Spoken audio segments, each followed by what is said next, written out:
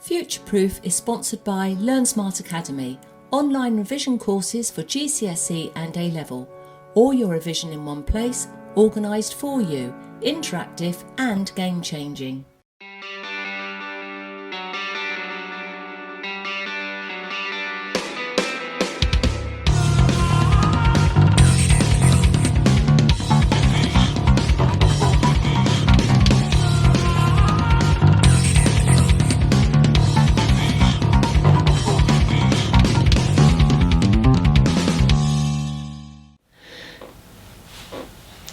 Hello and thank you for joining me, Sarah Hopwood, as I now bring to you the last programme in this Series 8 of Future-Proof, and this is the second programme covering customer service, and I hope you were able to join me for the first, but if you weren't, then they are all on YouTube, and Latest TV are brilliant at rerunning these as well. But customer service is very important. It's all about relationships, and you know, people buy people, people buy emotion.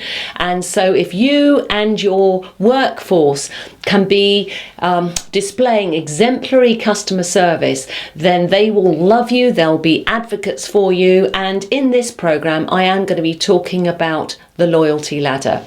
Just to share a story, I remember some years ago, my husband was flying out of the UK and he'd forgotten to print off his departure labels for the airport, and so he randomly was up at 4 a.m. ready to leave. He thought, I might as well ring reception, but I bet there's a grumpy old person there who won't be able to help me. But this very helpful person picked up, said, how can I help you, Mr. Hopwood? And he said, look, I forgot to print this, can you do it for me? Yes, please do. Email it to this address, I'll have it for you. When will you be down for breakfast? I'll make sure it's ready for you. And when he turned up for breakfast, the envelope was brought to him, everything that he needed was there, and before the guy walked away, he then said, is there anything else that I can help you with? How many times have we told that story? And is that an example of exemplary customer service? And would you go back to that hotel if you were needing a night stay before flying out? Yes, indeed, of course we would.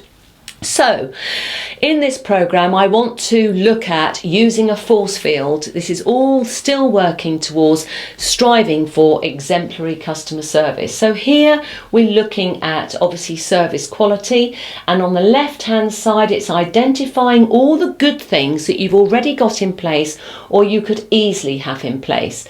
And once you've identified them, you then put in some action plans as to how you can make that even more powerful. And then on the right hand side, you then look at the things that are holding you up as a business. And then once you've identified those, you put in some action plans that can take the energy out of those negatives. Really, really useful tool. Then you can, what we call Pareto it, you can 80-20 it. And if you've got a group of people, just let them on their own in quiet space decide what their favourite actions are. And once everybody has said they've chosen their actions, then they go and tick them and mark them up. And always, always it will cluster. So measuring and monitoring customer service. This is where you can have a customer service survey and you can evaluate the outcomes. You need to identify all the needs, and then you can -5 +5, I've talked about this before, is a very, very accurate way of reading. Just remember that when you're looking at customers, we must always look at lifetime value, and this is what this is showing, the customer lifetime value. And so this is trying to really invest in your customers, look at how long they're going to stay with you, look at the people that they're going to spread the word and bring in new and fresh customers to you. And even if they don't want your product anymore, they can still be your advocate and talk you up. And that leads me nicely on to the loyalty ladder. The loyalty ladder is where we need to focus our customer service and our relationships with other people, not just around those who are directly buying from us. We are looking for advocates, we're looking for clients, obviously customers who buy. What about the prospects? How do we treat them? And what about the suspects?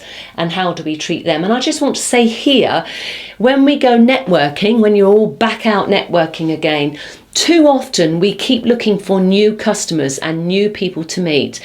Please, please, always touch base with existing customers, past, former customers. Just keep those relationships going, because even if they don't need to buy from you anymore, they will be your advocates. They'll be speaking you up, and they can be your pipeline into getting more customers coming into your business. So, how do you deal with difficult customers? How do you deal with problems? The first thing is to stay calm and stick to this model, and it will really help you, if you like, stick to the point, stick to the facts, and to keep calm. Also, I just encourage you to reflect back on Howard Gardner's 8 intelligences, which I talked about in the last program. People who are complaining might be very strong linguistically or numerically or interpersonally or intrapersonally. That means they're really self-smart. Kinesthetic, they might just be very caught up in motion and high intelligence there, and may not be quite so strong in other areas. Aesthetics, that's musical and cultural, they're very clear about cultural needs and impacts and differences. And we know from body language and communication and, you know, close respect relationships, loving relationships and informal relationships, there are cultural differences which we all need to be aware about. And obviously there is space in that for there to be misunderstanding and even offence as well, understandably so. And we need to just not be defensive as and when people are complaining or being difficult. We need to, I think, going back to assuming the customer is always right is a good place to start. You can change on that depending on what evidence comes out, but it's a very good place to start to say the customer is always right. So we need to listen and stay silent. And it's going back to something else that I covered before, don't interrupt.